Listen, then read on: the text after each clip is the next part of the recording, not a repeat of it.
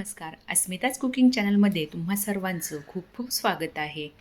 उन्हाळा म्हटलं की एकतर थंडगार खावंसं वाटतं किंवा आंबट तरी खावंसं वाटतं. आणि उन्हाळ्यामध्ये खूप तिखट पदार्थसुद्धा नको असते, तर अशी चटपटीत आंबट अशी गवारीच्या शेंगाची भाजी मी तुमच्याशी शेअर करणार आहे.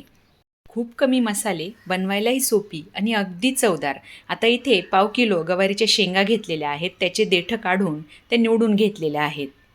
मी इथे जी गवारीच्या शेंगा घेतलेल्या आहेत त्या गावरान आहेत, त्यामुळे त्या लांबीला जास्त नसतात, म्हणून मी एका शेंगाचे 2 तुकडे केलेले आहेत. परंतु जर लांब गवार असेल तर त्याचे 3 तुकडे करावे. आता इथे गवारीच्या शेंगा पातेल्यामध्ये घालून त्यामध्ये 1 ग्लास पाणी घालून ह्या गवारीच्या शेंगा चांगल्या शिजून घ्यायच्या आहेत आणि गवारीच्या शेंगा शिजतायत तोपर्यंत मसाल्याची तयारी करून घ्यायची आहे.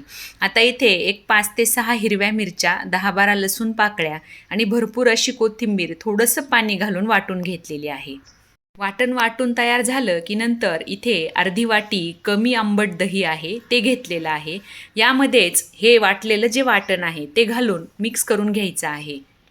ताकातली भेंडी आपण नेहमी करतो, परंतु अशी गवार तुम्ही कधी खाल्लेली नसेल तर नक्की एकदा करून पहा, तुम्हाला नक्की आवडेल. आता हे वाटण दह्यामध्ये घालून दही चांगलं फेटून घ्यायचं आहे. दही खालीच व्यवस्थित फेटलं म्हणजे मग ते नंतर पॅनमध्ये घातल्यानंतर फाटण्याची शक्यता कमी असते. आता यामध्ये अर्धा चमचा हळद घालून घेतलेली आहे आणि चवीनुसार मीठ घालून घ्यायचं आहे. आपण नेहमीच बघतो की कोशिंबीर बनवताना जरी दह्यामध्ये मीठ घातलं तर दही थोडंसं पातळसर होतं, म्हणून यामध्ये काही पाणी वगैरे घालण्याची गरज पडत नाही. आता इथे गवारीच्या शेंगा शिजलेल्या आहेत. गॅस बंद करून या गवारीच्या शेंगा एका चाळणीवरती निथळण्यासाठी ओतून घ्यायच्या आहेत. गवारीच्या शेंगा चाळणीवरती ओतून घेतल्यानंतर एक 10 ते 15 मिनिटे थंड करायच्या आहेत. कारण गरम गरम गवारीच्या शेंगा जर दह्यात घातल्या तर पॅनमध्ये घालण्याआधीच दही फाटण्याची शक्यता आहे, म्हणून या गवारीच्या शेंगा थंड करूनच दह्यामध्ये मिक्स करून घ्यायच्या आहेत. आता एक 10 ते 15 मिनिटे गवारीच्या शेंगा थंड झाल्यानंतर मी या दह्यामध्ये छान मिक्स करून घेतलेल्या आहेत.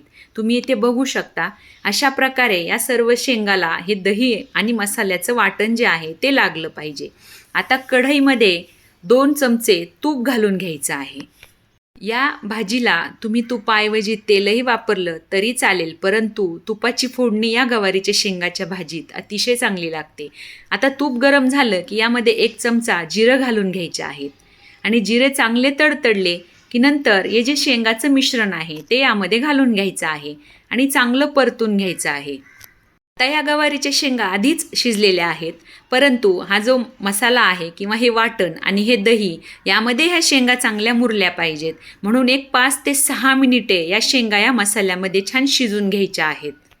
5-6 मिनिटानंतर इथे ही भाजी तयार झालेली आहे. भाजीला रंगही छान आलेला आहे आणि तुपाच्या फोडणीमुळे भाजीचा सुवासही छान येतोय. अगदी कमी साहित्यात आणि चटकदार अशी भाजी तयार होते.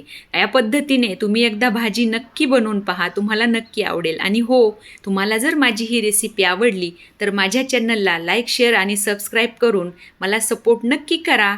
धन्यवाद.